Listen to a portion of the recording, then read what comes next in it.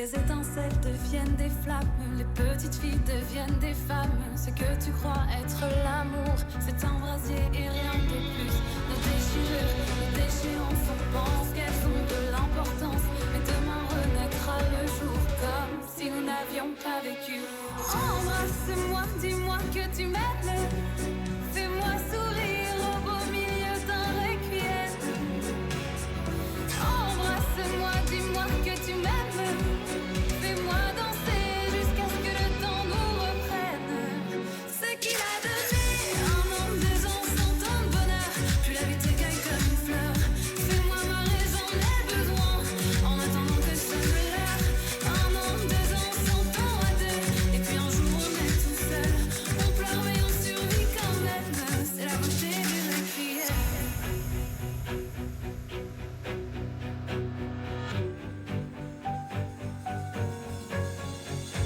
Les amours naissent, les amours meurent ce soir enfin, je n'ai plus peur. Je sais que je t'aimerai encore quand la terre ne tournera plus. Les amours naissent, les amours meurent ce soir enfin, je n'ai plus peur. Je sais que je t'aimerai encore quand la terre ne tournera plus. Embrasse-moi, dis-moi que tu m'aimes. Fais-moi sourire au beau milieu d'un requiem. Lundi soir, la promesse du feu. D'occasion reconditionné. L'Eurovision avec amivac.com, site d'annonce de location de vacances avec mise en relation gratuite et directe entre particuliers.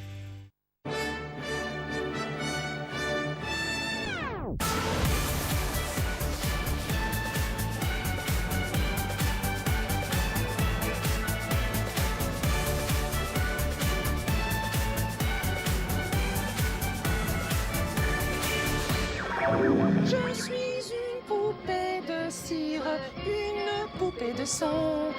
Waterloo, na na na na na na na. Marianne James? Pardon? On commence l'émission là. C'est pas moi qui chante c'est pas moi qui chante à l'Eurovision? Ah non, c'est toi qui présente. Ah, je présente? Pardon, oh pardon. Oh, chers téléspectateurs, bienvenue donc. L'Eurovision. Derrière ce mot se cachent de magnifiques souvenirs d'enfance passés devant la télé, des soirées entre copains où l'on se moque des tenues des chanteuses, c'est pas très gentil, mais une chose est sûre, c'est l'une des plus anciennes émissions de télévision au monde. Je vais donc vous raconter son histoire à travers des images jamais revues, c'est promis, et grâce aux souvenirs de ceux qui l'ont commenté, vous allez comprendre pourquoi près de 200 millions de téléspectateurs se passionnent chaque année pour suivre cette compétition exceptionnelle. Bonsoir, l'Europe. Retour sur l'incroyable histoire du concours européen de la chanson, l'un des plus anciens programmes télévisés au monde. Et maintenant, place à la chanson. Grâce à des interviews exclusives de celles et ceux qui ont commenté l'Eurovision pour la France, laissez-vous compter l'histoire hors du commun de la plus importante compétition musicale jamais organisée. Je savais que j'allais parler devant 250 millions de téléspectateurs. Moi, j'ai pris ça comme une aventure formidable. Commenter l'Eurovision, je crois que c'est le truc dont je suis le plus fier de toute ma carrière jusqu'à présent. L'Eurovision, c'est une avalanche de petites histoires qui font la grande histoire d'un événement qui, année après année, a cumulé les tubes. Il y a des évidences, il y a des chansons dont on se dit ça va marcher. Lancer des carrières internationales. Ce Grand Prix est capable d'insuffler et de créer des stars. Et être vu par autant de téléspectateurs, ça n'arrive jamais dans une vie. Quand on gagne l'Eurovision, on peut quand même faire toute une vie avec. Ça a été cultissime, quoi. Comment le concours a su faire évoluer les mœurs. C'était symbolique d'une liberté d'être. C'était un super symbole pour le monde entier. Entre nostalgie et souvenirs d'enfance, revivez les plus grands moments du concours. We are unstoppable. Au début des années 50, les dirigeants européens souhaitent resserrer les liens entre leurs pays. Ils créent alors l'Eurovision, une alliance entre les grandes chaînes européennes. Et en 1956, c'est à Lugano, en Suisse, qu'un concours de chansons réunissant tous ces pays est lancé. Au départ, la compétition ne dure qu'1h40. Alors qu'aujourd'hui, c'est plus de 3 heures. Et je peux vous le dire de source sûre, c'est même plutôt 3h40. Lors de cette première édition, 4 millions d'Européens découvrent en direct la première gagnante du concours. Concours qui s'appelait alors le Grand Prix Eurovision de la chanson européenne. Refrain, couleur du ciel, parfum de mes 20 ans. Jardin plein de soleil. C'est avec ces images que l'Europe découvre la première gagnante de l'Eurovision. Elle représente la Suisse, pays qui accueille également le concours, et se nomme Lys Assia. Succès immédiat. Les débuts du concours acquièrent immédiatement l'adhésion du public dans les 10 pays d'Europe qui le diffusent. Et sans printemps, je cours enfin les bois, les champs, souviens-toi. Alors moi, je fais partie d'une génération, en tout cas aux Pays-Bas, c'est peut-être différent en France, où il n'était pas très bien vu d'avoir la télévision à la maison dans des milieux, on va dire, un peu intellectuels. Mais j'avais le droit, une fois par semaine, le mardi, d'aller voir la télé dans un petit café dans mon village. Et donc, j'ai des souvenirs très précis de l'Eurovision dans la mesure où j'allais regarder ça parce que je m'intéressais déjà à la chanson. C'était évidemment en noir et blanc. Et donc, je trouvais ça amusant. Mais j'étais môme, hein. 56, j'avais genre 12-13 ans, quoi. J'étais déjà très content d'aller au café et de boire une bière en cachette.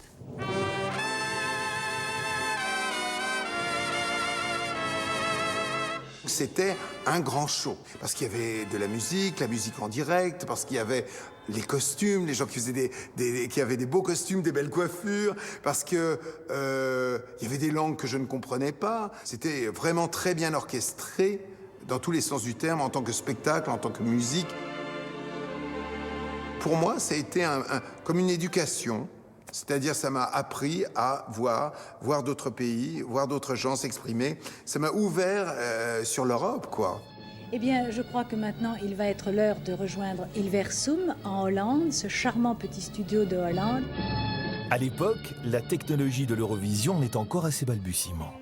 1958, la retransmission de la 3e édition du concours débute en plein milieu de la chanson du candidat italien, qui deviendra un standard.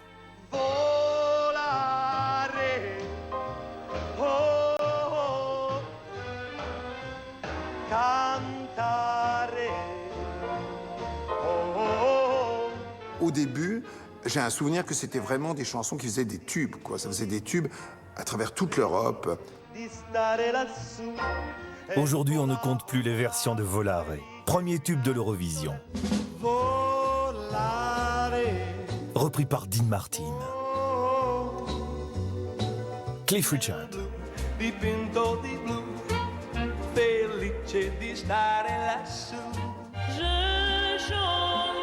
Dalida qui en fait une version française. Pareil au bleu du ciel bleu. Et même David Bowie. Si le titre est un succès, son interprète ne termine qu'à la 3e place.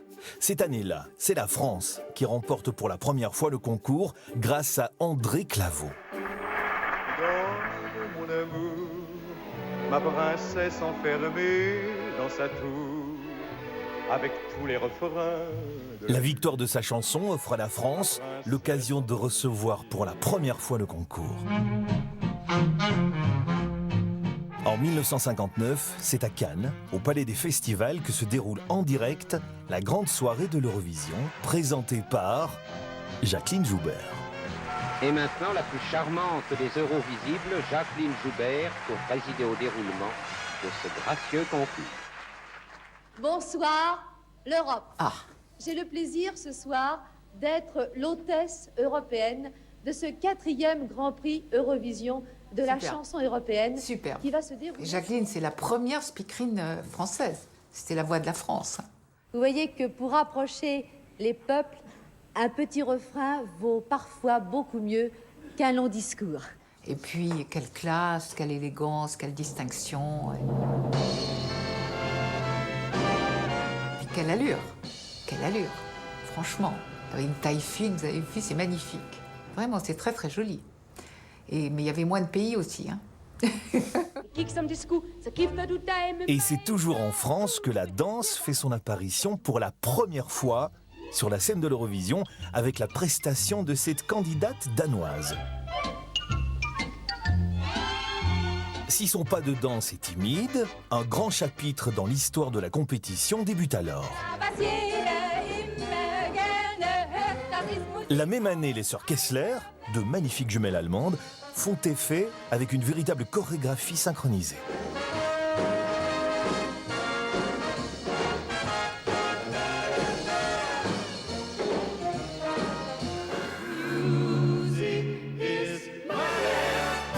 Dans les années 70, alors que le règlement autorise les groupes, la scène de l'Eurovision se transforme en véritable piste de danse où l'originalité est de mise.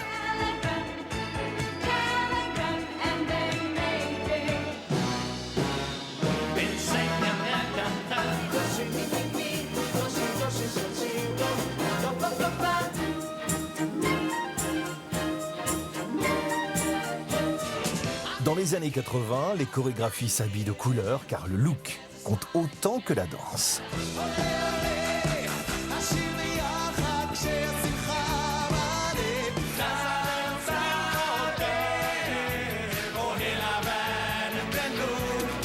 Enfin, depuis quelques années maintenant, la danse, qui connaît un véritable regain dans les sociétés européennes, assure au concours de véritables shows. C'est vrai que depuis les années 90, voilà, il y a des mises en scène, des costumes, des peaux de bêtes, de la pyrotechnie, tout ce que vous voulez. C'est vrai qu'il y a beaucoup de choses farfelues, même dans les accoutrements ou dans les chorégraphies, la façon dont les danseurs se présentent. Mais c'est pas forcément ça qui fait gagner. Je crois qu'il n'y a pas de règle. Cabaret burlesque avec la plus célèbre des effeuilleuses, Dita Von Teese. Costumes originaux ou encore pas de danse survitaminée. Une chose est sûre, le concours de l'Eurovision a bien évolué.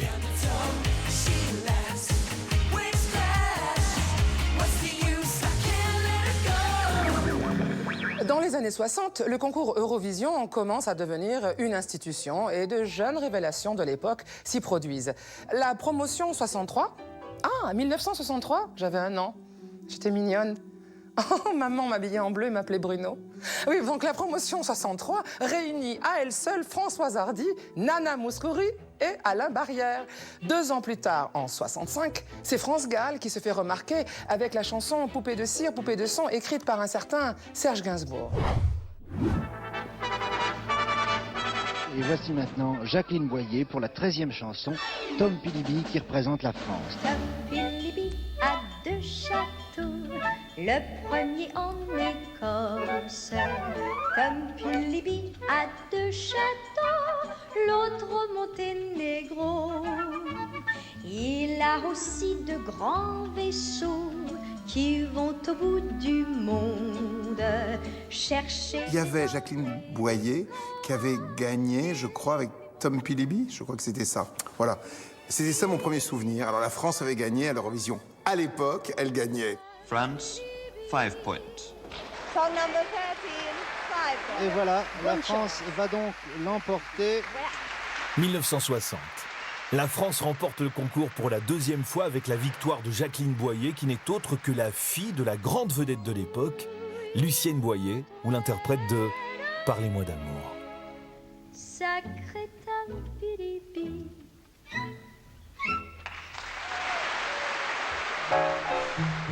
La jeune chanteuse, jusqu'alors inconnue, accède du jour au lendemain à une fulgurante popularité. Jacqueline Boyer fait le tour du monde. Partout, on réclame la petite Française. C'était une espèce de loupe sur toute la scène internationale, notamment européenne, évidemment, et il faisait une tournée. Année après année, le nombre de téléspectateurs n'a de cesse d'augmenter, si bien que chaque pays participant se rêve grand gagnant du concours. Et le niveau de la compétition va augmenter d'un cran. Car pour mettre toutes leurs chances de leur côté, les pays concurrents misent de plus en plus sur les espoirs de la chanson pour tenter de remporter le fameux trophée. Ainsi, en 1962, Isabelle Aubray, qui connaît alors une petite renommée, est choisie pour représenter la France avec sa chanson « Un premier amour ». Premier amour, ne s'oublie jamais, s'oublie jamais, s'oublie jamais. Un premier amour, on le cherche toujours. Dans d'autres amours, toute sa vie, on court après. La France arrive très nettement en tête avec 26 points. Avec le triomphe d'Isabelle Aubray, le casting des candidats va devenir de plus en plus pointu.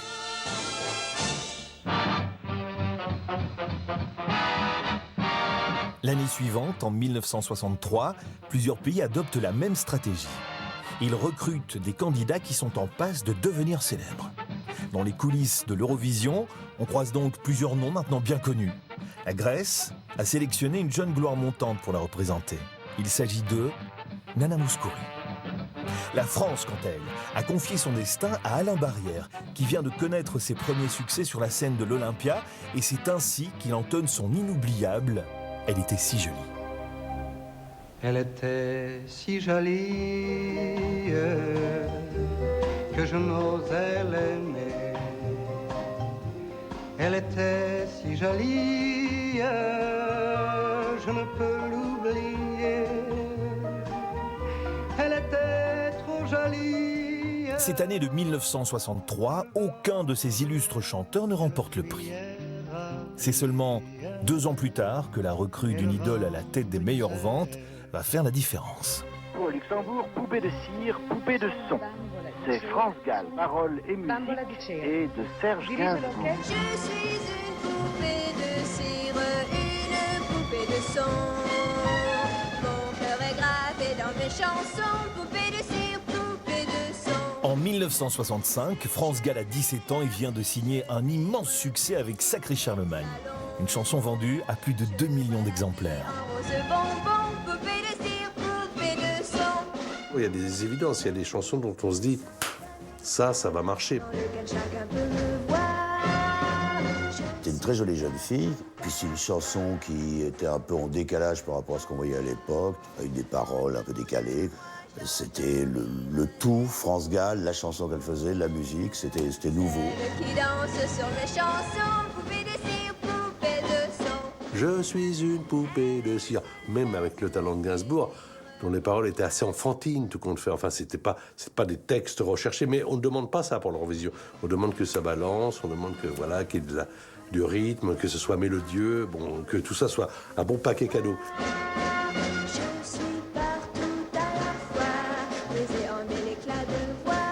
Si le Luxembourg a choisi en interne la jeune star, la France a quant à elle fait appel au vote du public. C'est ainsi que le titre sélectionné est déjà un succès en France quand il est interprété sur la scène de l'Eurovision par Guy Mardel. N'avoue jamais, jamais, jamais, oh non, jamais. N'avoue jamais que tu l'aimes.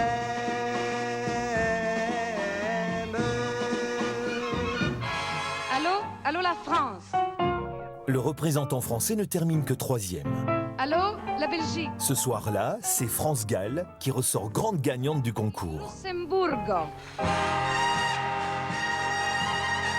Un événement qui va véritablement propulser sa carrière, mais également déclencher plusieurs polémiques. Et une téléspectatrice a été surprise, elle, que vous n'ayez pas été assez émue à l'annonce de la victoire. Pourquoi ça ? Alors, on m'a poussé sur scène comme ça, on m'a retiré mon châle, on m'a poussé sur scène comme ça. C'est pour ça que c'était plutôt la surprise.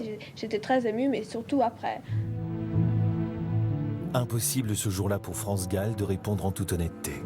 En réalité, le soir de sa victoire, la chanteuse admet maintenant avoir vécu un drame absolu. Quand elle monte sur scène pour récupérer son trophée, elle doit feindre la joie. La jeune interprète est tiraillée entre 2 sentiments contradictoires, alors qu'elle entretient une liaison très secrète avec une immense idole, Claude François. Durant le décompte des voix, la chanteuse l'appelle pour lui annoncer sa future victoire, et c'est à ce moment-là qu'il met fin à leur relation. Sur la scène de l'Eurovision, c'est une jeune fille bouleversée qui a beaucoup de mal à manifester sa joie. Il y a cette fameuse histoire dingue de France Gall qui gagne l'Eurovision, qui revient, à l'époque elle était en couple avec Claude François, et Claude François refuse, jaloux du fait qu'elle ait gagné et qu'elle accède à une nouvelle notoriété, refuse de la faire rentrer dans l'appartement et elle dort sur le paillasson de l'appartement de Claude François, après avoir gagné l'Eurovision. C'est une histoire dingue ça. Deuxième scandale, la star ne représente pas la France comme son prénom pourrait le laisser croire. France Gall, vous êtes française.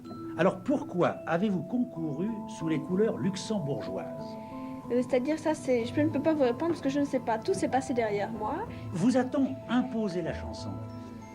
Non, on ne me l'a pas imposé. Je l'ai choisi en accord avec le clan du Luxembourg, l'état-major du pays du Luxembourg. Ce que France Gall appelle l'état-major du Luxembourg, c'est en fait la radio-télévision luxembourgeoise, l'un des plus grands groupes de médias francophones qui prend très au sérieux la sélection des chansons du concours. RTL soutenait le candidat du Luxembourg, et d'ailleurs la plupart des grands chanteurs français qu'on connaît de variété qui ont participé à l'Eurovision, c'est pas forcément pour la France, c'est parfois pour RTL.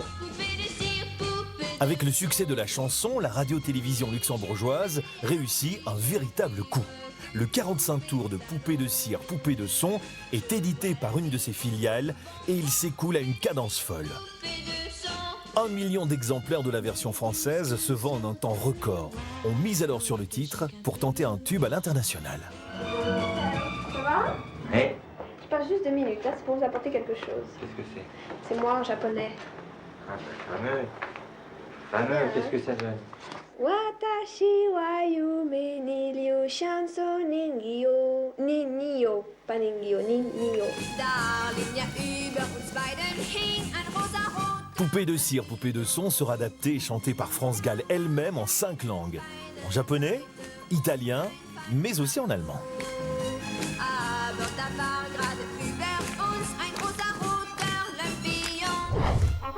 14 votes.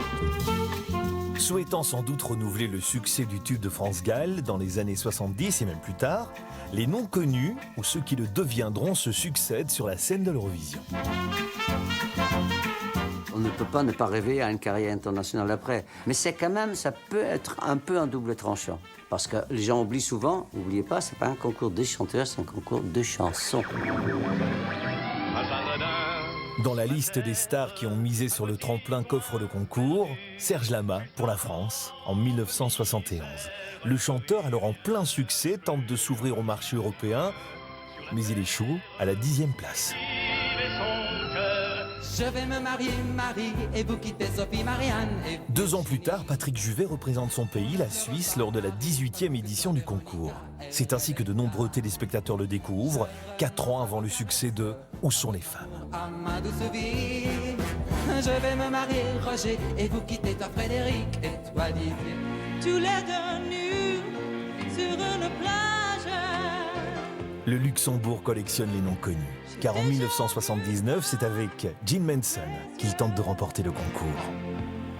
Dans tes yeux, je vois le reflet de toute ma vie. En 1993, c'est un jeune chanteur corse de 23 ans qui tente sa chance pour la France, Patrick Fiori. Au nom de l'amour, ce soir, c'est toi la terre d'amitié. Sa participation au concours va réellement propulser sa carrière.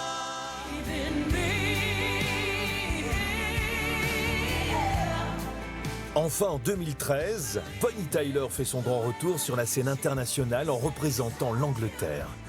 Seulement, sa renommée planétaire ne suffit pas, puisque la chanteuse ne termine sa course qu'au 19e rang sur 26 pays. À la fin des années 60, la société est en pleine mutation et les mœurs se libèrent. Les hippies laissent pousser leurs cheveux et la jeunesse française clôture la décennie dans la rue. Les jeunes candidats de l'Eurovision, eux aussi, cassent les codes et défient la morale. Sur la scène du concours, les femmes osent le pantalon. Oui, le pantalon. Et en 1967, une candidate viendra même chanter sa chanson pieds nus. Pieds nus.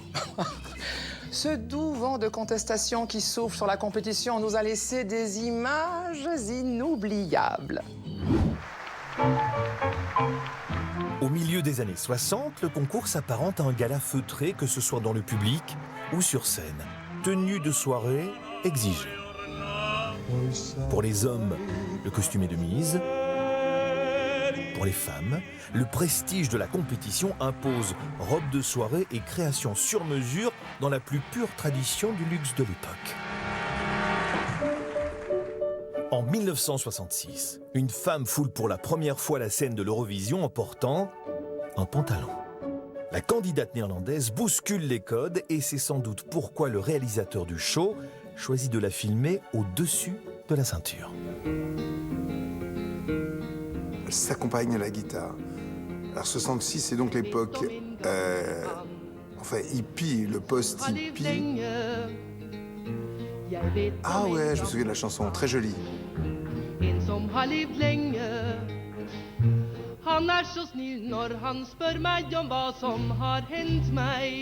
La tenue correspond tout à fait à l'époque. C'était le côté le plus pointu, quoi. Parce que le pantalon, en 66, bon, il y avait Saint-Laurent qu'on avait fait. Là, c'est la tunique et le pantalon qui est déjà plus hippie, on va dire. Et avec la guitare, c'est parfait. Elle est cool et très bien.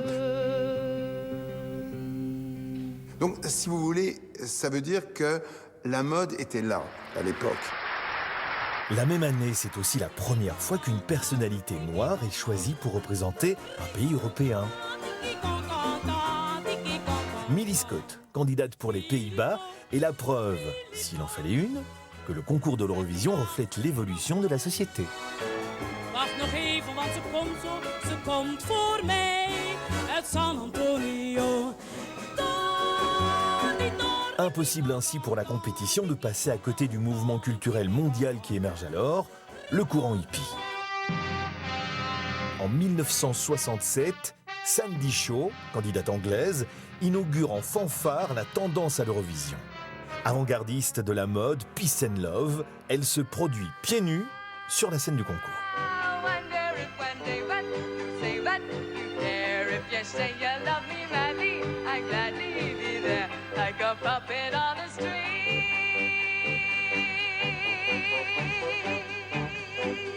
Mais Sandy Shaw avec les pieds nus, ça voulait dire une façon d'être, ça veut dire une façon de vivre, une façon de s'habiller. Dans un endroit pareil aussi, en fin de compte, on va dire, cérémonial et solennel et tout, c'était symbolique d'une liberté d'être et de jeunesse.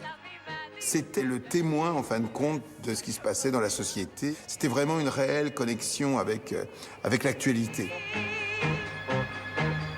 Like a puppet on a string. Sandy Shaw fait sensation.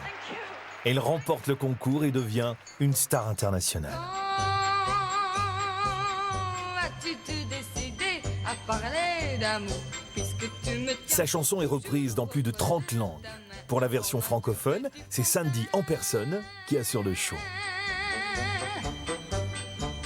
Aujourd'hui, à 69 ans, elle compte plus de 200 versions de son titre.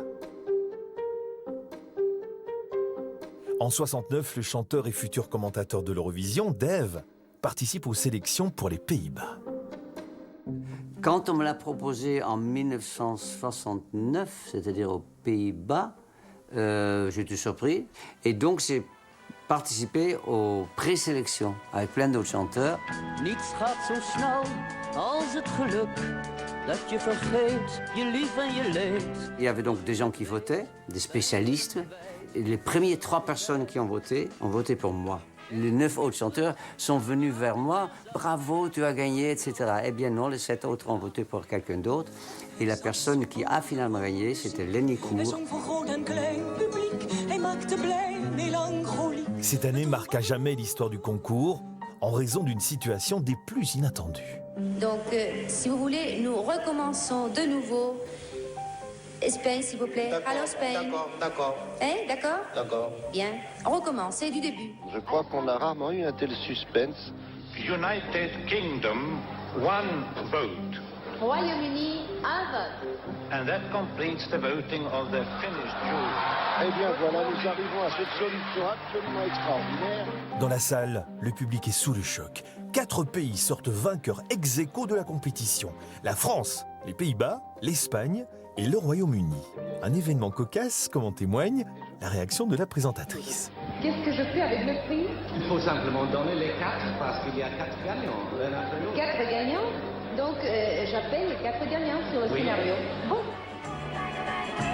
Seulement à l'époque, le règlement est clair. En cas d'égalité, les ex aequo se partagent le prix. Pierre Tiernia, qui commente le concours, conclut alors avec une phrase pleine de bon sens. Et maintenant, l'UR devra décider aussi où se passera l'an prochain le 15e festival de l'Eurovision de la chanson. Dès le lendemain, la presse relaie cet événement étonnant.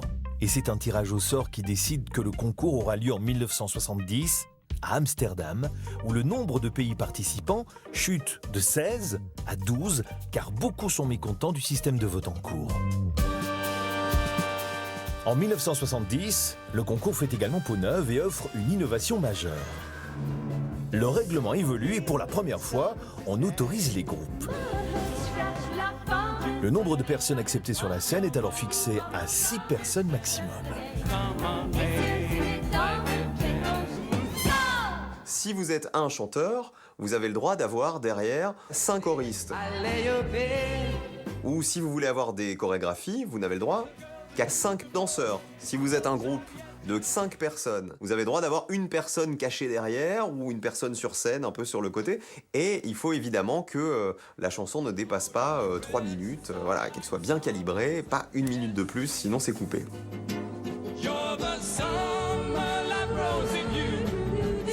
Une évolution qui permettra bientôt de donner une nouvelle dimension à la compétition avec la victoire prochaine de 4 fameux Suédois.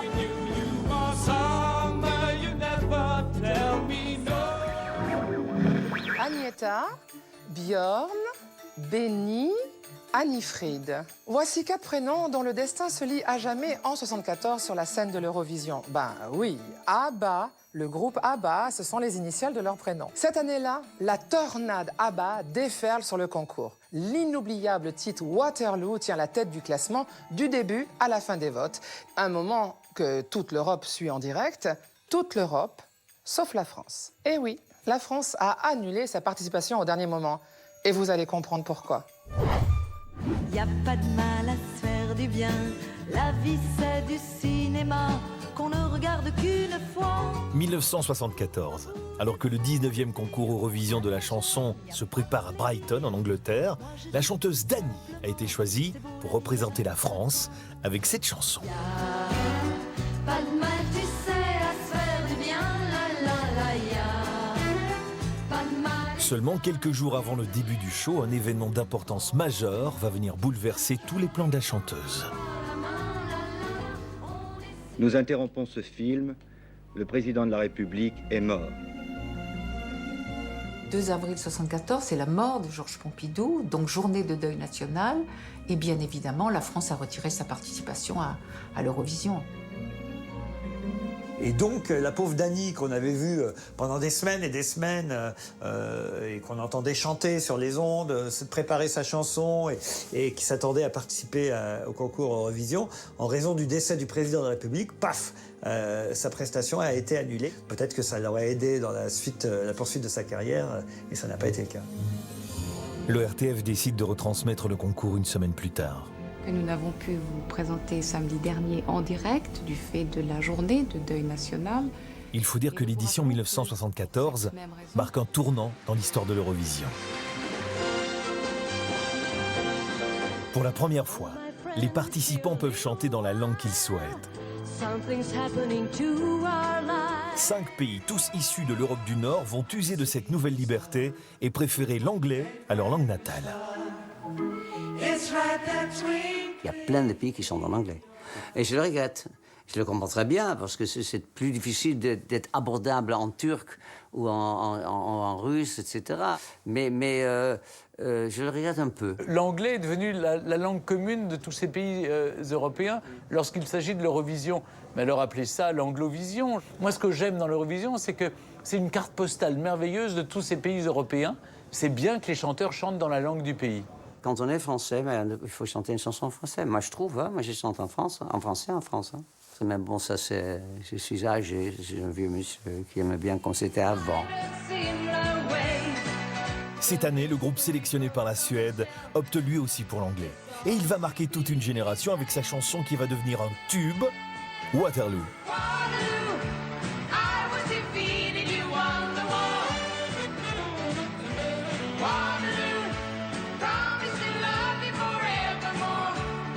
À l'issue de leur prestation, ABBA décroche non seulement le prix de l'Eurovision, mais accède également à une popularité fulgurante.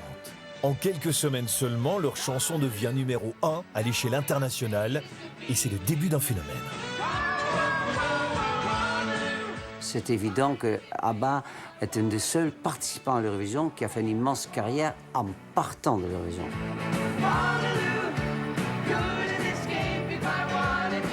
Ils ont complètement explosé grâce à l'Eurovision. Ils ont été connus, ils étaient déjà un peu connus, mais là ils ont explosé littéralement. Donc ils sont capables, ce Grand Prix est capable d'insuffler et de créer des stars. Quand on sait qu'ensuite ils ont continué et qu'à ce jour, ils ont vendu près de 375 millions d'albums dans le monde, vous vous rendez compte? Ça a été cultissime, quoi, je veux dire. En Suède, il y a un musée ABBA, d'ailleurs. On peut karaoké sur leurs chansons et tout, se faire filmer. Je l'ai fait.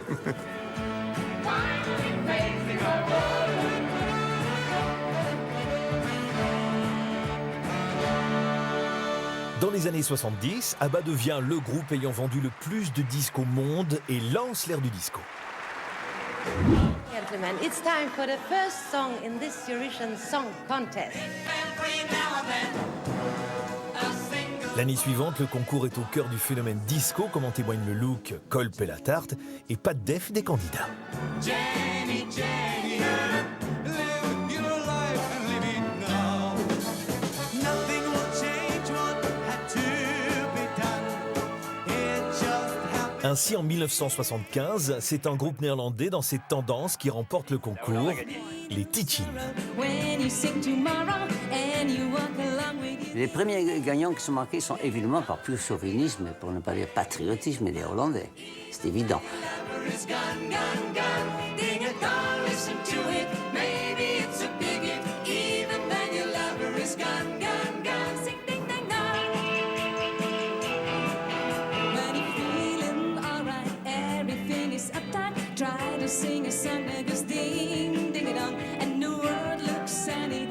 L'année d'après, le disco triomphe toujours, avec la victoire d'un groupe anglais, 2 garçons, 2 filles à nouveau, les Brotherhood of Men.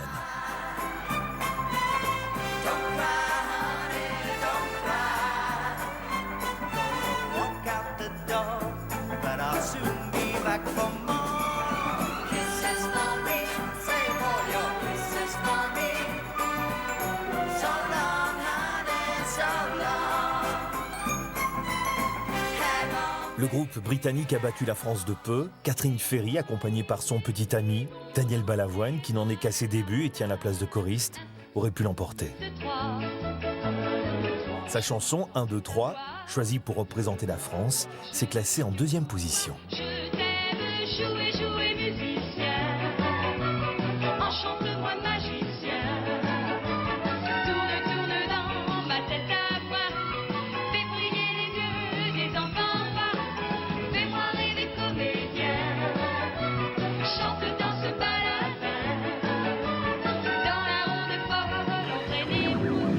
Après cette 2e place au concours Eurovision de 1976, la France le sent.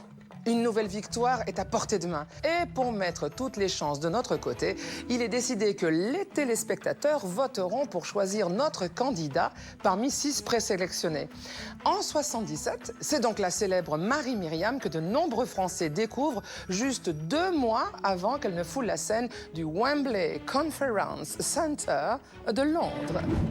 C'est le grand moment, c'est le supplice. Avant de désigner celui ou celle qui va représenter la France au Grand Prix de l'Eurovision au début du mois d'avril en Angleterre à Wembley. 6 mars 1977, Michel Drucker reçoit dans son émission hebdomadaire, Les Rendez-vous du dimanche, les 6 artistes en lice pour représenter la France au prochain concours de l'Eurovision. Je me lance. L'oiseau et l'enfant. Marie-Myriam. Oui. Elle pleure de joie. Vous y attendez pas, hein? Ça va mieux? Oui, ça va. Ça va? Bon, parce que ce qui vous attend maintenant, c'est encore plus difficile. Hein? À l'époque, la carrière de Marie-Myriam en est à ses tout débuts. Elle n'a sorti qu'un 45 tours, intitulé Ma Colombe, qui n'a pas réellement trouvé son public. Pour autant, dans 2 mois, la chanteuse débutante sera seule pour défendre la France devant des centaines de millions de téléspectateurs. C'est un vrai rôle d'ambassadeur. Faut supporter quand même d'être regardé par des centaines de millions de téléspectateurs. C'est là où ils sont très forts quand même, tous les chanteurs qui se produisent sur scène. D'imaginer qu'à un moment de ta vie, il y a plus de 100 millions de personnes qui vont te regarder. Voilà. Et que tu défends un pays. Faut être fort quand même. Le soir du concours, Marie-Myriam est la dernière candidate à se présenter sur la grande scène. Elle s'apprête à fêter ses 20 ans. Et pour se démarquer, la jeune fille s'offre l'audace de démarrer sa chanson a cappella. Comme un enfant aux yeux de lumière qui voit passer au loin les oiseaux, comme l'oiseau bleu survolant la terre, voit comme le monde est beau. Pour le bateau dansant sur les vagues, ivre de vie, d'amour et de vent, belle la chanson naissante des vagues, abandonnée au sable blanc, blanc l'innocent, le sang du poète, qui en chantant invente l'amour, pour que la vie s'habille de fête, et que la nuit se change en jour. France, 10 points. La France, 10 points. Durant le décompte, Marie-Myriam peine à y croire. Son destin est en train de basculer. Ladies and gentlemen, the winner of the Eurovision Song Contest for 1977 is France. 77, j'ai 14 ans, je suis devant le poste, la France gagne. C'est forcément une chanson qu'on retient, qu'on connaît tous par cœur, on la voit émue, pleurer. Oui, c'est celle-là qui m'a forcément le plus marqué. Ces images sont devenues cultes pour les Français qui savourent alors leur dernière victoire.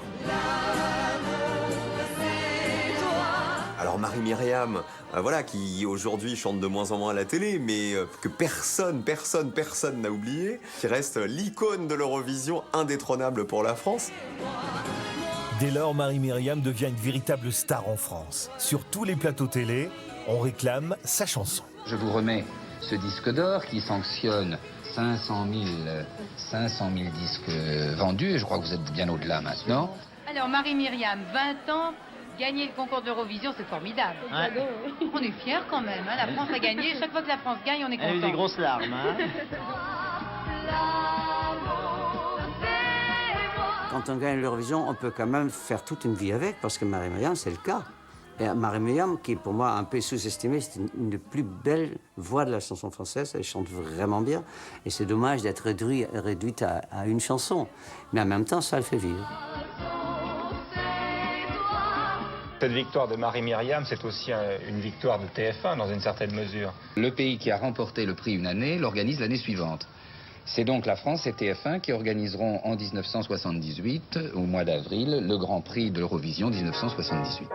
Le 22 avril 1978, des millions de téléspectateurs suivront en direct la cérémonie qui sera présentée pour la première fois par un duo.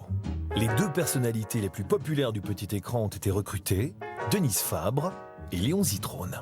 Si on gagne, je veux bien animer le concours, parce que là, vraiment, animer le concours Eurovision et être vu par autant de monde dans le monde, autant de gens, autant de téléspectateurs, ça n'arrive jamais dans une vie. La dernière fois que c'est arrivé à des commentateurs français, c'est effectivement Léon Zitrone et Denise Fabre. Eh bien, c'était une décision de la chaîne. Bon, une immense fierté, évidemment, mais c'est un immense stress. Et là, je savais que j'allais parler quand même devant 250 millions de téléspectateurs. Et Léon Zitrone. Voilà, donc il y avait les 2 à gérer, voyez-vous. Et ça, c'était pas facile. Je me suis mariée 8 jours avant le Grand Prix Eurovision. Donc en fait, j'avais 2 événements à gérer et l'un était beaucoup plus fort, évidemment, que l'autre, c'est-à-dire mon mariage. Ça a évidemment tempéré un petit peu quand même cet immense stress pour l'Eurovision. Il faut quand même que je vous raconte une petite anecdote. Mon mari me dit « Je suis pas sûre d'être là au début, donc j'aimerais bien que tu me montres ta robe, la robe qui qui a été choisie. Il a tellement insisté que je l'ai mise, et à ce moment-là, au moment de remonter La fermeture éclair, c'était un vendredi soir, elle s'est complètement cassée, donc elle n'a plus du tout marché. On a dû mettre plein d'épingles derrière pour la maintenir. Il est 20h30, je vais rentrer en scène, et j'ai cette robe quand même, il fallait faire très très attention aussi de ne pas me montrer de dos. Et je me souviens, la musique commence, le trac qui vous envahit, vous avez la salle et comble. Léon qui était là, qui bon, elle venait, mais bon, je sentais bien qu'il avait quand même moins le trac que moi. Et là, il faut dire aussi que c'est une question de convention. C'est toujours l'homme qui dominait, c'est-à-dire c'est lui qui rentrait, c'était lui la star, c'était lui la vedette. Et là, pour la première fois, c'est une femme qui s'est avancée la première, et c'est la femme qui était en vedette.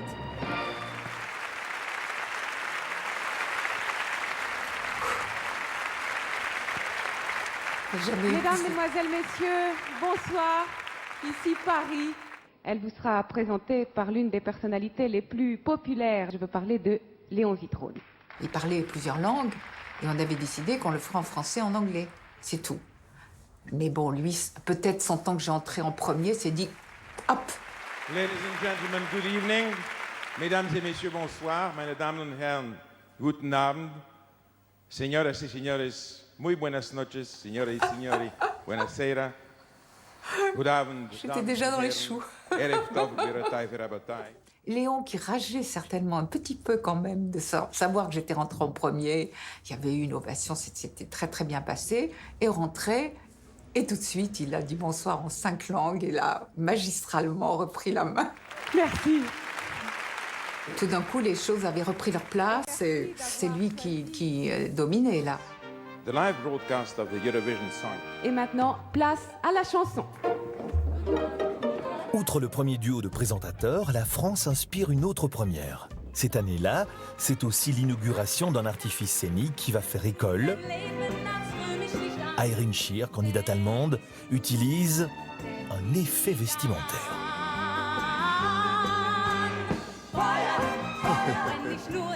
Oh, c'est bien mignon comme effet, c'est très mignon. C'est gentillet, quoi. Maintenant, on a l'habitude à beaucoup plus d'extravagance. En fait, c'est vrai que c'était un effet gratuit quand même, parce qu'elle avait, à mon avis, c'est pas qu'elle avait trop chaud pour chanter et tout. Bon, c'est très mignon, mais c'est un début. Mais c'est possible que ça a pu influencer, après, d'autres à faire des effets scéniques, quoi. Mais elle avait une robe très, pas trop décolletée, c'était parfait. Mais c'est vrai que le seul fait de laisser tomber sa veste, tout le monde a retenu son souffle. Mais ça c'est plutôt assez drôle, ces effets-là. Après, il y avait eu l'accélération de faire des choses de plus en plus spectaculaires. En 1981, la clé de la réussite de ce groupe anglais qui remporte le trophée n'est autre qu'un effet vestimentaire très remarqué.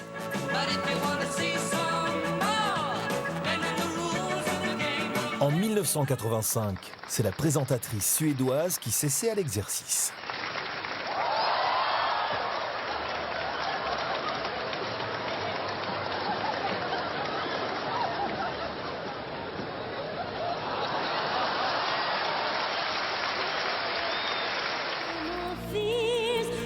Dans les années 2000, ce rouage scénique bien connu des podiums est au cœur de très nombreuses prestations.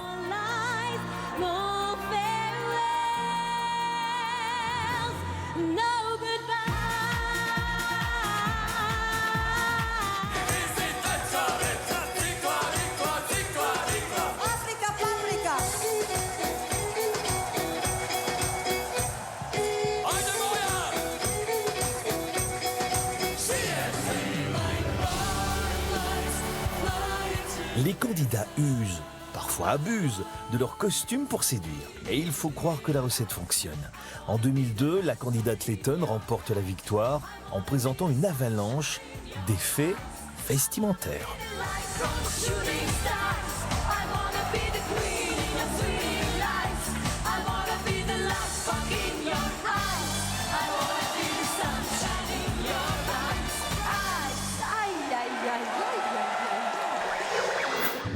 En 1980, le concours Eurovision de la chanson se tient à La Haye, aux Pays-Bas. Il est diffusé en direct dans 19 pays.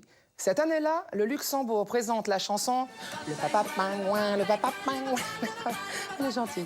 Et dans les couloirs de TF1, alors toujours chaîne publique, ça commence à sentir le roussi pour le concours. Et c'est aussi dans ces années-là que nos amis belges remportent leur unique victoire à ce jour.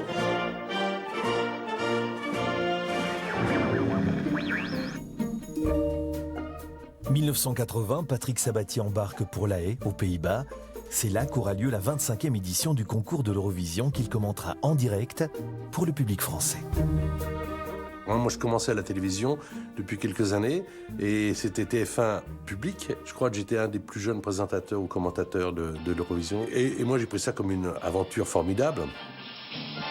Mademoiselle, monsieur, bonsoir. Au micro de TF1, Patrick Sabatier qui vous souhaite la bienvenue aux Pays-Bas.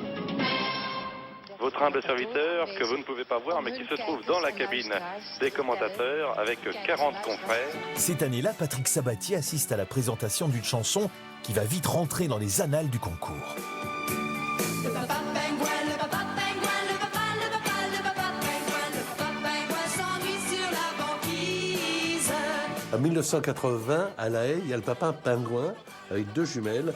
Alors franchement, c'était une chanson très simple, hein, très enfantine, et qui a eu son succès. Le papa pingouin, le papa pingouin, le papa, le papa, le papa pingouin, le papa pingouin s'ennuie sur la banquise. C'était une bonne mélodie, des paroles qui se retiennent, évidemment, mais enfin comme toutes les bonnes chansons.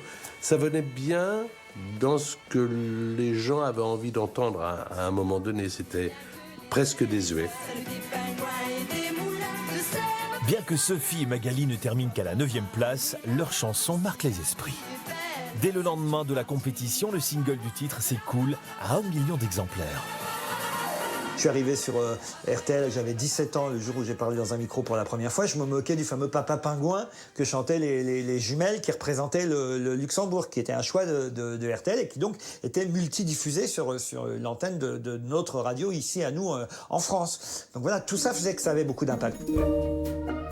Seulement, avec le succès de cette chanson désuète, de plus en plus de Français commencent à dénigrer le concours. L'Eurovision est jugé vieillot, kitsch, pour ne pas dire ringard. Il faut dire qu'au début des années 80, beaucoup de candidats se distinguent par leur look bien dans l'époque. On assiste à une avalanche de tenues qui rime rarement avec chic, mais plutôt avec kitsch. Et ça commençait à être le kitschissime, la façon de s'habiller. C'était à hurler de rire. On a beaucoup ri et des souvenirs de différentes tenues, ça va des pingouins jusqu'aux canaris. Je pense que c'est une émission qui devrait être basée sur la chanson, mais c'est quand même du visuel puisqu'on est à la télévision. Mais quand c'est vraiment trop extravagant, on oublie peut-être un peu la chanson. Sie setzen jeden Abend eine Maske auf. C'est un concours qui est snobé par une certaine intelligentsia qui trouve que voilà, c'est quelque chose de beaucoup trop populaire et voilà, et de pas assez intello. 1981, le concours de l'Eurovision se déroule en plein milieu de la campagne présidentielle. En 1981, je me souviens très bien d'être allé à Dublin pour commenter cette session de l'Eurovision. Je savais déjà à l'époque que je n'en ferais pas carrière. En France, la cérémonie passe totalement inaperçue. Seuls peu de téléspectateurs français se souviennent de leur représentant, Jean Gabilou. 12 points, France 12 points. Le candidat français atteint pourtant une place honorable, il se classe 3e. Vous me parlez de 1981, vous me parlez que je commente l'Eurovision, vous me parlez de Jean Gabilou, et heureusement que vous m'en parlez, parce que moi je l'ai complètement oublié ça. Jean Gabilou. Il aurait pu être le dernier candidat français à l'Eurovision, car l'année suivante, TF1, chaîne publique, raye le concours de sa grille des programmes, sous prétexte que la compétition n'est pas assez culturelle. Je me souviens très bien de la décision de TF1 d'arrêter de diffuser l'Eurovision, au motif évidemment que ça abrutissait les foules européennes. Je crois qu'on ne gagne rien à mépriser le public et à mépriser ce qui plaît au public. L'Eurovision, c'est quand même le 3e show qui attire le plus de monde devant les télévisions et ça vient juste après la Coupe d'Europe de foot. Ils sont arrêtés en chemin, je pense qu'ils doivent se mordre les doigts. Seulement le retrait français fait polémique. Les téléspectateurs regrettent le choix de TF1 et réclament le retour de l'Eurovision qui aura lieu sur Antenne 2 en 1983 avec l'indétrônable Léon Zitrone toujours aux commentaires. Corinne Hermès, l'interprète que nous avons vu tellement tendu durant l'heure et demie qu'a duré le vote. C'est là que les Français retrouvent leur programme fétiche où Corinne Hermès triomphe pour le Luxembourg.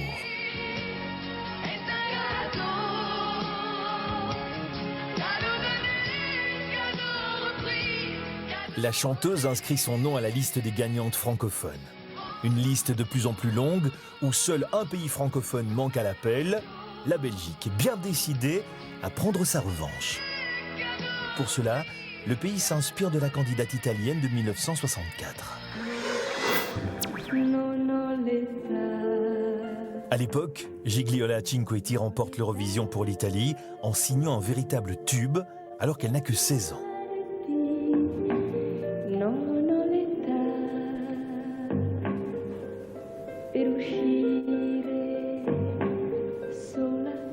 Depuis sa création, le concours a plutôt tendance à couronner les concurrents tout juste sortis de l'adolescence. Ainsi, la Belgique décide d'adopter la même stratégie et de tenter sa chance avec une très jeune chanteuse encore collégienne, Sandra Kim. Ils ont retrouvé la lumière, la liberté. Ohé, ohé, capitaine. Ce qui m'intéresse, c'est de savoir comment tu as commencé à chanter. J'ai commencé à chanter dès l'âge de 7 ans. Je faisais des petits concours de quartier où j'étais toujours première. Durant des mois, la jeune fille est entraînée en véritable challenger. J'ai appris par l'école qu'on t'avait donné un petit surnom pour l'Eurovision. Il t'appelle Belgium One Pint. Oui. Et pourquoi? Je n'en sais rien parce que toutes les années, la Belgique a toujours un point, 2 points, alors on m'appelle toujours comme ça. J'essaye de faire mieux.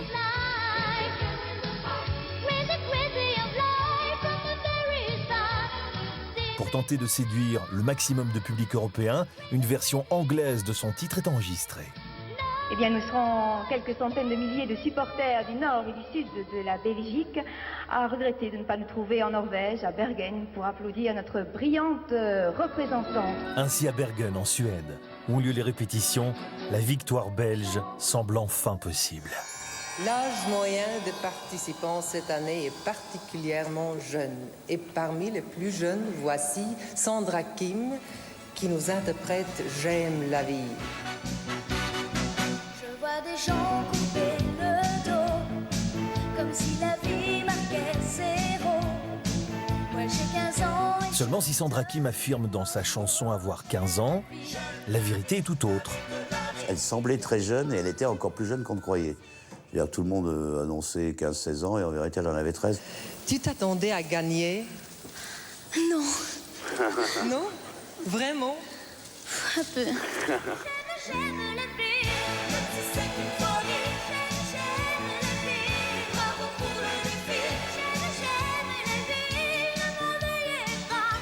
Mais la jeunesse de Sandra Kim interpelle. Pour certains, 13 ans, c'est trop jeune pour supporter la pression de l'Eurovision. De cette polémique va naître un nouveau point de règlement. En 1990, les organisateurs fixent l'âge limite des participants à 16 ans. Quand est-ce que tu vas retourner à l'école? Mardi? Sandra Kim restera ainsi à jamais la plus jeune gagnante de l'Eurovision. Pour l'édition 1988 du concours Eurovision de la chanson, une voyante avait prédit à la candidate israélienne, qui devait passer en 9e position, que cette place dans le concours lui apporterait la victoire. Mais quelques semaines avant la finale, la chanson chypriote, prévue en 2e position, est disqualifiée. Et les ordres de passage avancés d'une place. C'est donc la Suisse, avec une certaine... Ah oui, Céline Dion, qui se retrouve alors à passer en 9e position au cours de la soirée. On connaît la suite. La voyante avait vu juste. En 1988, Céline Dion a 20 ans. Si elle est connue au Québec et en France, son producteur a pour elle des ambitions internationales. René Angeli, le manager et futur mari de Céline, veut partir à la conquête des États-Unis. Pour séduire les investisseurs américains, l'Eurovision est une vitrine incontournable. Alors pour participer au concours, la chanteuse québécoise a trouvé un pays d'adoption. Céline Dion québécoise, ce concours pour la Suisse. C'était une sorte de mondialisation avant l'heure. C'est ainsi que le 30 avril 1988, on découvre dans les cartes postales qui présentent les candidats Céline Dion, ambassadrice de la Suisse. Céline Dion n'a peur de rien et elle est toute étonnée. Céline Dion, je ne pensais pas du tout qu'elle allait faire la carrière extraordinaire qu'elle a faite, en tout cas physiquement. Elle était habillée pseudo-mode, avec les épaules un peu larges et tout. Elle n'était pas une déesse, elle est devenue par la suite beaucoup plus belle, quoi, on va dire. Mais sa voix était...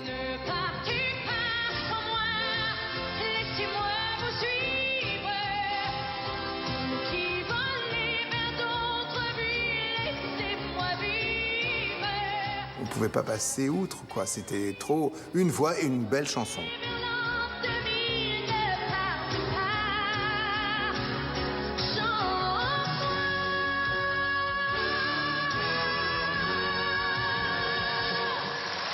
Eh bien, jusqu'à maintenant, en tout cas, c'est la plus grosse ovation du concours. Mais rien n'est joué. La carte postale du Luxembourg laisse entrevoir une autre chanteuse à voix et une adversaire de taille. Lara Fabian, une petite jeune fille de 18 ans, toute fragile et sensible, va représenter le Grand-Duché.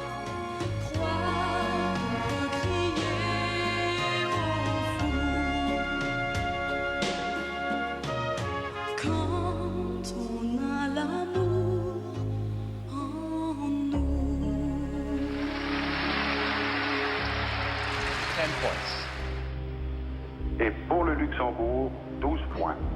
Luxembourg, 12 points. Les deux chanteuses sont au coude à coude, comme le souligne Lionel Cassan, qui assure les commentaires pour la télévision française. Lara est sur le point de défaillir. Royaume-Uni, 8 points. Seulement, vote après vote, le candidat anglais réussit une incroyable remontée. Si bien qu'à l'issue du dernier vote, il est donné gagnant devant Céline. Royaume-Uni, 12 points. Le maximum 12 points. pour United Kingdom, 12 points. And Switzerland. la Suisse. Le dernier vote sera décisif. Seul cet ultime appel sera en mesure de désigner un vainqueur. Je dois vous dire que nous avons recruté Agatha Christie pour le scénario. Switzerland, 6 points.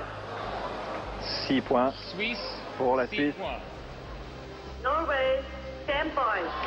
Le Yougoslavie joue avec Noner. Norvège, 10 points. And finally, France. Oui. La victoire de la Suisse. Céline Dion, nous l'avons vu tout à l'heure, n'y croyait plus. Et la voici en larmes, cette petite Québécoise que la France connaît bien. À l'issue d'un suspense rare dans l'histoire de la compétition, Céline Dion se qualifie avec seulement 1 point d'écart. C'était une voix exceptionnelle, avec une belle grande chanson. Enfin, je ne sais pas si c'est peut-être elle qui a fait devenir la chanson grande, en fin de compte.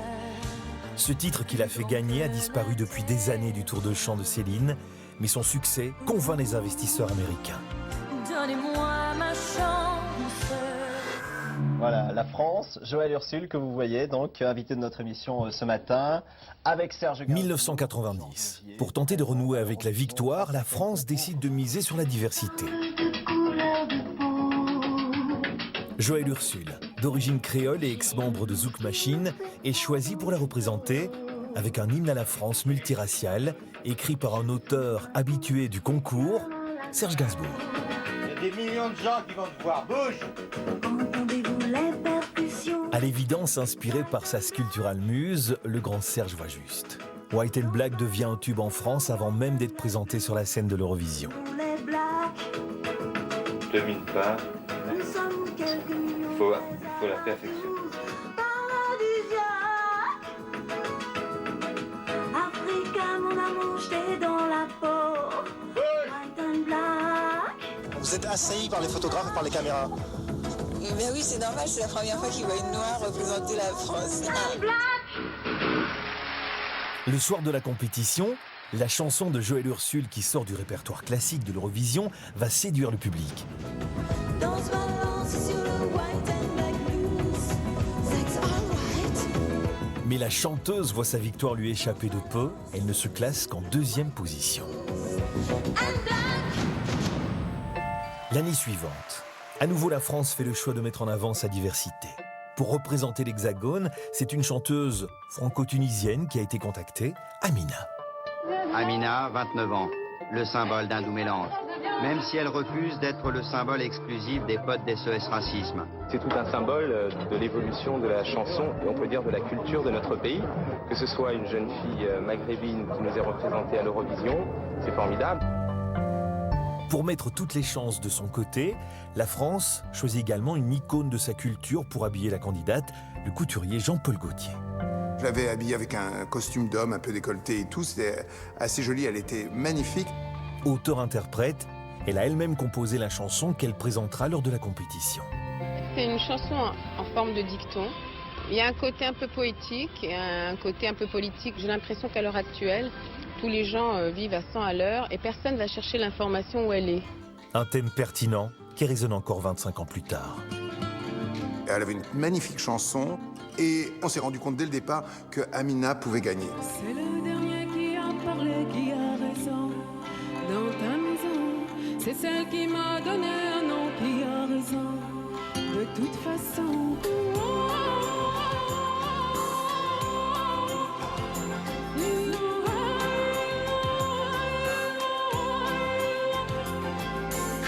Succès. Les pays votants sont séduits par sa prestation.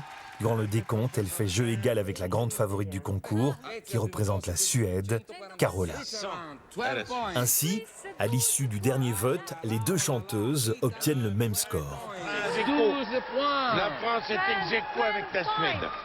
Je me suis dit, égalité, donc ça y est, on a gagné. Pas du tout. Là, c'est une nouvelle mesure. On est tombé en plein dans cette nouvelle mesure. Quand il y a des égalités, on compte le nombre de 12 points. Et si jamais il y a aussi égalité avec les 12 points, ce qui est vraiment la loose, on compte le nombre de 10 points, le nombre de 10 points. Voilà, qui a eu le plus de 10 points dans le score. Et nous avons 5 fois pour la Suède 10 points et 2 fois pour la France.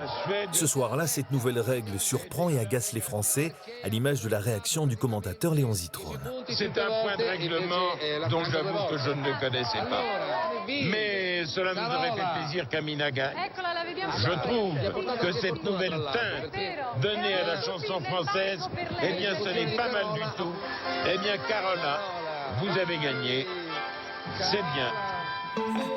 Ainsi, c'est Carola qui avait eu le plus de 10 points qui remporte le concours. Mais la France est déçue. Voilà le premier prix qu'Amina aurait pu gagner. Disons que j'ai trouvé ça comme une injustice. À partir du moment où elles avaient le même nombre de points, il n'y avait pas de raison de les partager de cette façon-là. Donc voilà, ça a été la Suède. Et après les revenus, eh ben c'est bien fait, elle n'a pas gagné. Il faut les revenus des années après. Voilà. On prend alors conscience que l'ordre des choses est en train de changer à l'Eurovision. Certains commencent à y voir une dimension géopolitique. Entre 1989 et 1991, un événement géopolitique majeur vient radicalement changer le visage du concours Eurovision de la chanson. Le mur de Berlin tombe, le bloc soviétique se disloque. 15 nouveaux pays apparaissent alors et s'inscrivent à la compétition avec une féroce envie de gagner. Ainsi, pour se faire remarquer parmi tous ces pays, faut-il jouer la carte de la provoque? C'est en tout cas ce que pense Israël, qui envoie à Birmingham, où se déroule l'Eurovision cette année-là, la première candidate transsexuelle, Dana International. 1998. Dans les coulisses du concours de l'Eurovision, toutes les conversations tournent autour du même sujet, la participation de la concurrente israélienne, Dana International. Israël avait envoyé Dana International, qui était un transsexuel, et qui avait cassé les codes et avait fait évoluer la mentalité. Dana International est la première artiste transsexuelle à participer au concours. Et si elle est déjà une star dans son pays, ce choix déplaît fortement aux conservateurs et groupements religieux orthodoxes. Quelques jours avant le début du concours, Dana reçoit des menaces de mort que les organisateurs prennent très au sérieux. La chanteuse fait alors l'objet d'une sécurité rapprochée. J'ai eu la chance d'habiller plusieurs fois différents candidats, mais Dana, ça a été assez extraordinaire. C'est elle qui m'a contacté. Quand je l'ai vue, je l'ai trouvée superbe, j'étais ravi de le faire, etc.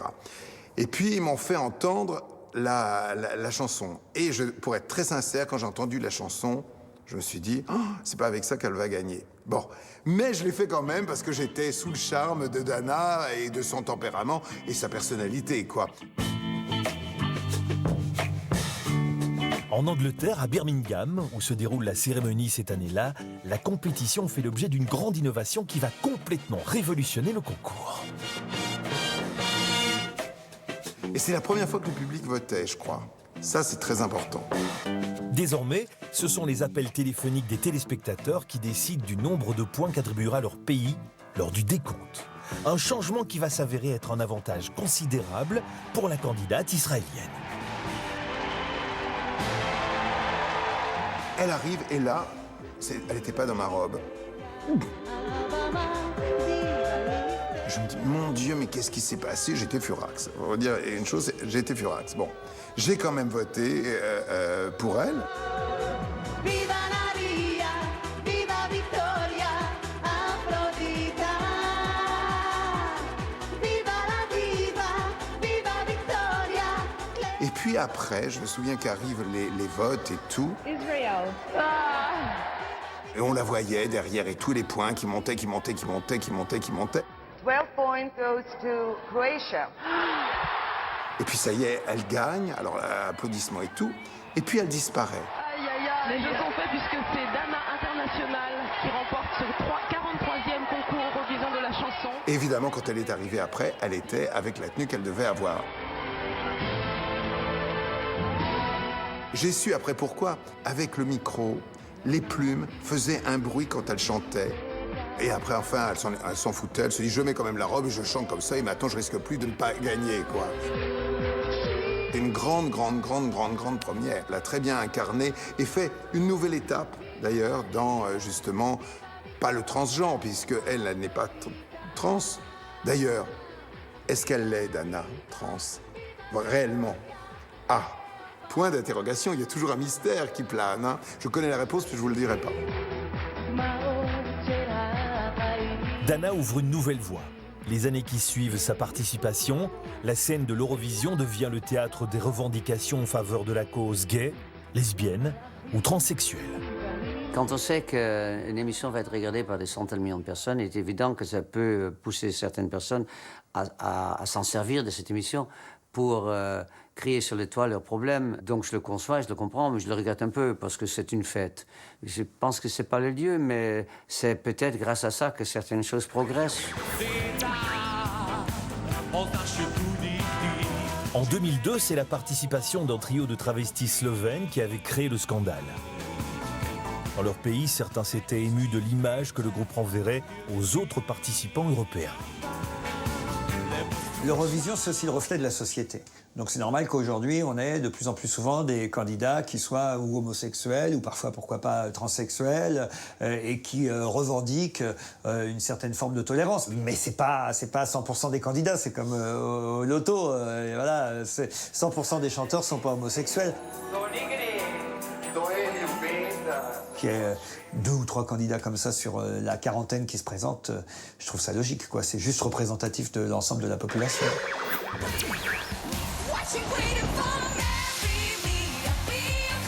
En 2013, des pays menacent de couper la diffusion du concours lors du passage de la candidate finlandaise.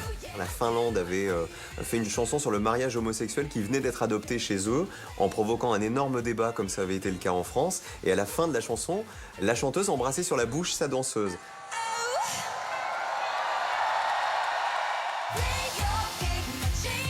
Certains pays avaient dit on ne diffusera pas, on coupera à ce moment-là l'image. Voilà, et ils l'ont jamais fait. L'émission est plus forte et vous pouvez pas couper une chanson comme ça. Tous les pays regardent le même programme au même moment. C'est ça qui fait la force aussi de ce concours et c'est ça qui fait sa force, tant au niveau de la fête qu'au niveau des mentalités et au niveau politique.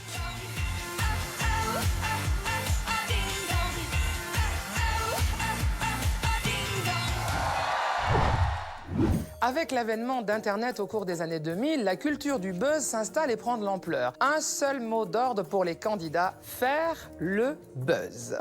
On se souvient ainsi du groupe finlandais Lordi. Non, pas Jordi, le petit bambin adorable. Lordi.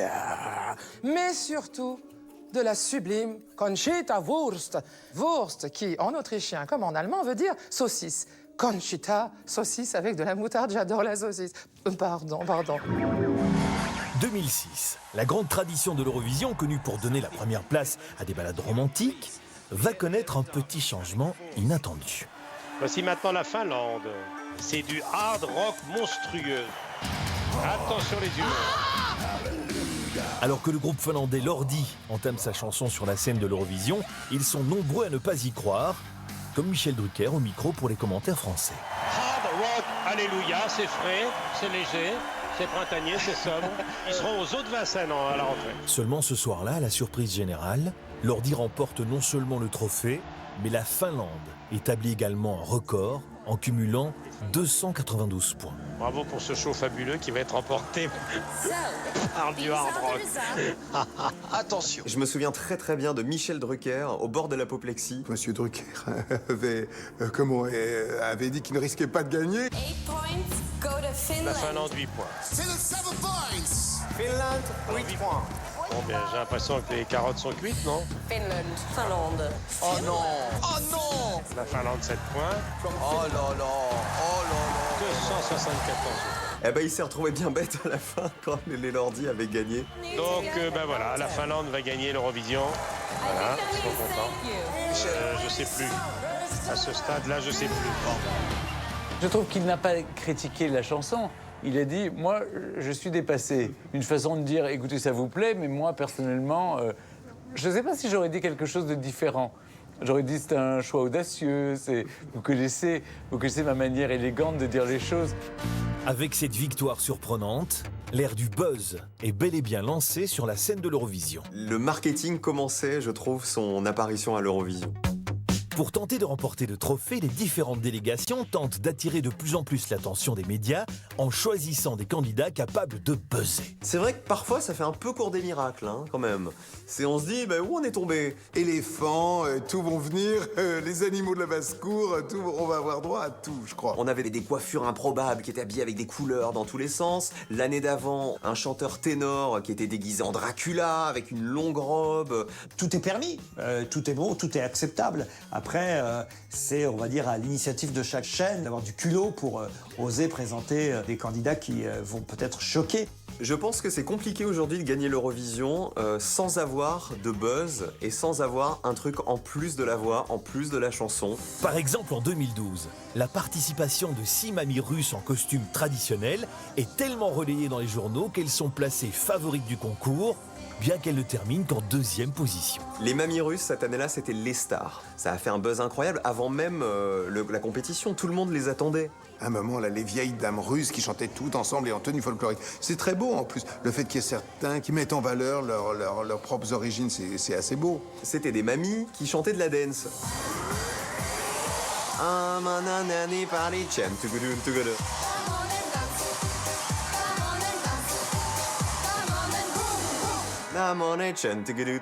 Moi, j'aurais bien aimé qu'elle gagne. En 2014, c'est sans doute l'un des plus grands buzz qu'ait connu l'Eurovision qui se joue avec la participation de la candidate autrichienne, Conchita Wurst. Il y avait quand même un doute sur la réaction qu'allaient avoir certains pays par rapport au fait d'envoyer une femme à barbe et un symbole un peu fort comme celui-ci. On savait quand même qu'il y avait des menaces, notamment de la Russie, comme quoi il valait mieux pas se présenter, il fallait pas voter pour quelqu'un comme ça, etc. Il y en a même qui avaient, je crois, menacé de pas diffuser la chanson parce qu'ils trouvaient que c'était scandaleux de faire ça. Et du coup, c'était un événement aussi bien pour le buzz, mais aussi c'était un joli symbole pour l'évolution des mentalités. Et c'est ça qui a fonctionné. Ainsi, le soir de la grande finale, son arrivée est très attendue. Tous les pays, tous les téléspectateurs, je pense, qui étaient devant la télé, attendaient Conchita Wurst parce qu'ils en avaient entendu parler, quoi qu'il arrive dans leur pays.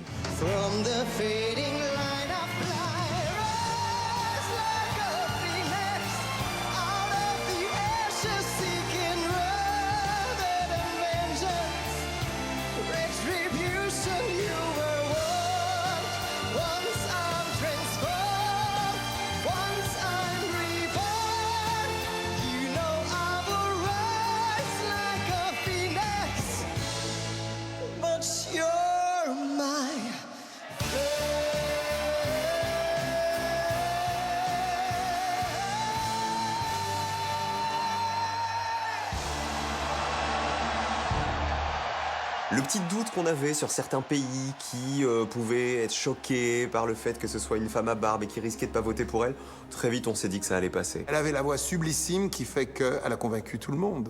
Donc comme quoi, la musique adoucit les mœurs. Austria. Austria. Go to Austria. Austria. Austria. Conchita. Austria. Et au fur et à mesure du décompte, on la voyait se tenir le ventre, être mais vraiment mais pliée en deux et pleurer, enfin voilà, être complètement liquéfiée. Génial, voilà, c'est Cathy à Vienne. C'est la nouvelle mode en Autriche. Austria is in the lead. Et voilà, il n'est plus possible maintenant qu'un autre pays rattrape l'Autriche. C'est Conchita Wurst qui remporte l'Eurovision. Quoi qu'il se passe. Bravo à Conchita, c'est un beau message de tolérance pour l'Europe entière. Et c'était touchant parce que c'est un vrai combat que mène ce garçon qui est caché derrière Conchita Wurst. C'est quelqu'un qui a subi des brimades, qui s'est pris des tonnes de mauvaises choses dans la tête sur les réseaux sociaux, etc. Et ce jour-là, il avait sa victoire.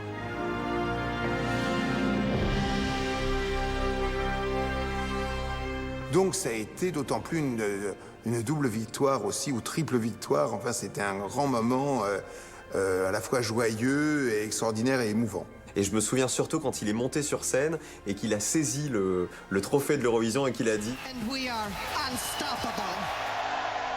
Voilà, on pourra jamais nous arrêter ». C'était un super symbole pour le monde entier. Ce soir-là marque le début du phénomène Conchita Wurst. Depuis la victoire d'ABBA, l'Eurovision n'avait plus connu un tel engouement pour son vainqueur. En un temps record, Conchita devient une star planétaire. Demandée à travers le monde, elle devient le symbole de la cause homosexuelle. Elle défile pour Jean-Paul Gaultier, témoigne au Parlement européen, squatte les tapis rouges et publie même son autobiographie à 26 ans seulement. La popularité spectaculaire de Conchita laisse songeur de nombreux pays, comme la France, qui n'a pas gagné le concours depuis plus de 30 ans et qui rêve à une nouvelle victoire. Il faut dire que depuis des années, le pays tente tous les styles pour renouer avec la victoire.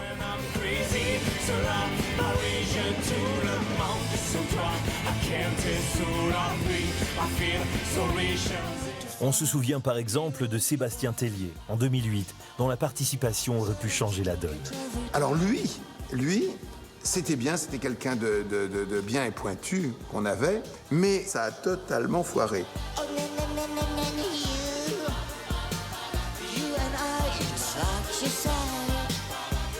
Il ne termine qu'à une triste 19e place sur 25. Et rien n'y fait. Même la participation d'un grand nom de la chanson internationalement connu, comme Patricia Cass.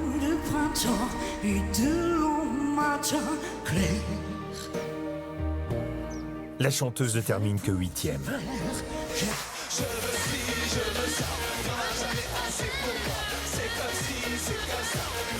Et la France continue sa chute vertigineuse avec les Twin Twins qui parachèvent le malheureux palmarès du pays en terminant à la toute dernière place. La France se reprend à espérer à Stockholm en 2016. Pour cette 60e édition de l'Eurovision, les bookmakers sont unanimes. Amir, le candidat français, est l'un des favoris. Je suis très fier de vous représenter. Ça va pas être facile parce que la concurrence est d'un très très haut niveau. Finaliste de The Voice, il arrive pour les répétitions sur la scène de l'Eurovision avec un morceau composé pour l'occasion. Je crois que j'ai toujours aimé les compétitions. Je pense que ces moments-là où on peut se sentir patriote,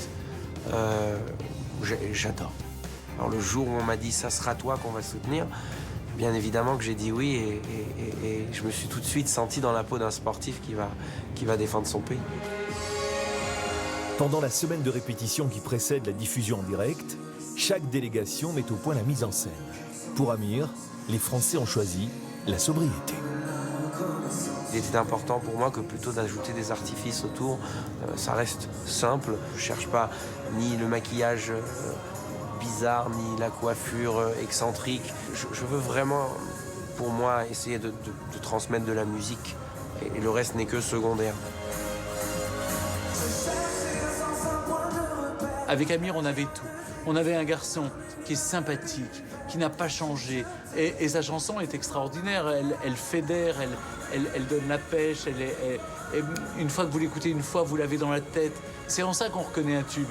C'est si vous la fredonnez, si vous avez l'air qui vous trotte dans la tête. Ce 14 mai 2016, aux commentaires, Marianne James et Stéphane Bern sont donc très enthousiastes. Je vous promets une soirée exceptionnelle avec la présence de notre champion. Amir est adoré ici, sur les réseaux sociaux, chez tous les bookmakers, dans tous les pays. C'est un moment très fort. C'est vrai que j'ai envie de défendre les couleurs de la France quand je suis en train de commenter dans ma petite cahute avec Marianne James. Et on sait que tout le pays nous écoute, que c'est un moment, un pic où là... Oui, on est lyrique, on est exalté. Notre ami. Écoutez la clameur quand on a vu arriver Amir. Pour la première fois depuis sa création, la finale de l'Eurovision est diffusée en Chine et aux États-Unis. 350 millions de spectateurs dans le monde vont devoir départager les grands favoris que sont l'Australie, la Russie et la France avec Amir. Mesdames et messieurs, nos cœurs battent fort, car c'est la France, oui, en 11e position. Amir, je ne vais pas vous parler d'Amir, parce qu'il est tellement aimé. Si vous pouviez, au moment des votes, appeler vos amis à l'étranger pour qu'ils votent pour lui, il mérite le podium. Et Amir est en grande forme, vraiment en grande forme. Allez la France, allez la France, allez Amir, vraiment, il faut qu'on gagne. Yes! J'adore les commentaires de Marianne, c'est vraiment comme un match, quoi. C'est génial. J'ai cherché un sens à mon existence, j'y ai laissé mon innocence, j'ai fini le cœur sans défense, j'ai cherché l'amour et la reconnaissance, j'ai payé le prix du silence, je me blesse et je recommence. Tu m'as comme donné envie d'être moi. De revenir sur ce moment, ça me marque et ça me transporte tout de suite. Mais moi, je sais que je suis surtout très concentré. Pour ne pas oublier aucun de mes pas, toutes les caméras sont calibrées exactement sur les mouvements qu'il faut avoir, les regards qu'il faut avoir.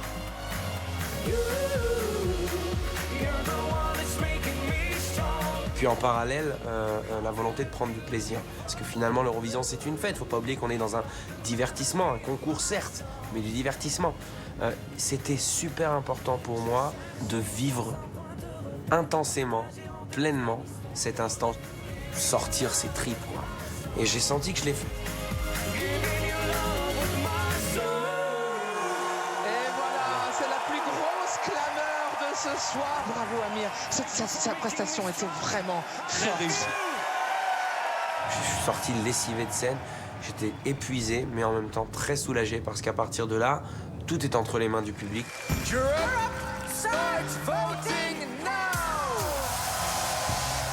Pour la première fois, le vote pour départager les candidats se fait en 2 épisodes. D'abord, le vote des jurys professionnels. L'Autriche a donné 7 points à la France. Ah oui, 7 points à la France. Merci. Russia. Ukraine. Rien pour la France, non. France. Merci. Merci les Arméniens, merci. Ah, merci, 6 points à la Ils ont France. mis 6 points à la France, ça C'était n'était pas jamais arrivé. arrivé depuis des années. God Save the Queen, j'ai envie de chanter. 10 points pour la France. merci, mais l'Albanie. enfin, mais sommes-nous stupides de ne pas le dire. Alors, Amir vient de battre un record datant de 76, celui du plus important nombre de points rapportés par la France à l'Eurovision. Avant le vote du public, la France est sur le podium. Le fait d'être 3e du jury professionnel, c'est très encourageant. Peut-être pas forcément dans l'idée que maintenant on peut gagner ou pas, parce que tout reste très ouvert et le public peut tout chambouler. Avec le vote du public, le concours de l'Eurovision va rester fidèle à sa longue histoire en bouleversant tous les pronostics. The country that got the 9th high score with 109 points is France. C'est là que je fais tous les calculs dans ma tête, hein. C'était vraiment un cours de maths ce moment-là. Il fallait voir quelles sont les chances des autres de nous rattraper. J'ai compris que j'allais pas terminer premier, c'est sûr. Et je me suis vu, je crois, entre la 5e et la 9e place, qu'on est arrivé plus ou moins au milieu. Et nous sommes 6e, si je ne m'abuse, c'est bien la France. Bravo Amir, avec bravo. 257 points. C'est finalement Jamala, la candidate ukrainienne, qui remporte l'Eurovision 2016. Je pense que j'ai pas complètement réalisé la valeur de cette 6e place aux yeux des Français. Thank you very much. En fait, la claque que je me suis prise est arrivée quand je suis monté dans l'avion le lendemain pour retourner en France. Quand on atterrit et que le pilote dit on remercie Amir de nous avoir fait vivre cette Eurovision, qui joue ma chanson dans l'avion, là je commence vraiment à me dire oula, apparemment en France ils sont contents.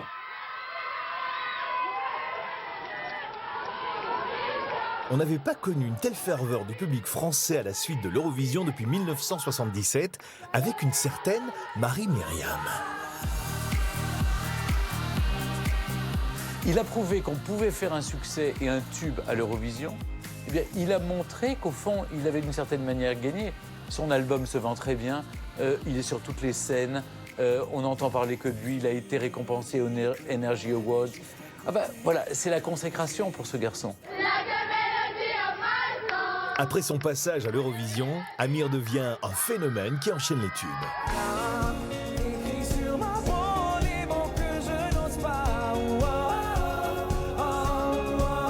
Avec Amir, la France reconsidère ce concours qu'elle avait un petit peu boudé, faute de succès.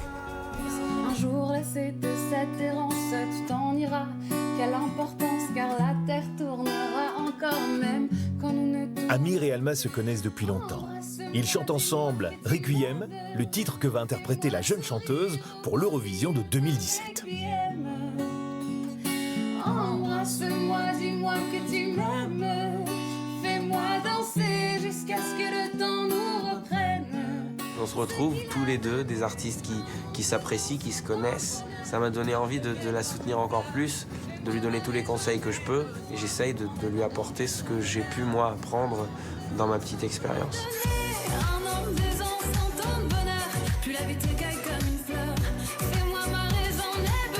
La chanson a mis toutes les chances de son côté. Elle est portée par une jeune fille qui a quelque chose de pur, d'assez magique. Et la chanson peut séduire un public très large, d'abord parce qu'elle a comme ça des accents un peu orientaux. Je crois que c'est ce métissage qui plaît aussi. C'est ça la France, comme le chantait Marc Lavoine. C'est aussi ça la France. Ce qu'il a donné, will you take me to paradise? With you nothing ever dies. You take my smile and make it bright before the night is alive. Il est temps maintenant de refermer le grand livre du concours Eurovision de la chanson, dont vous connaissez à présent la grande histoire, mais aussi la petite.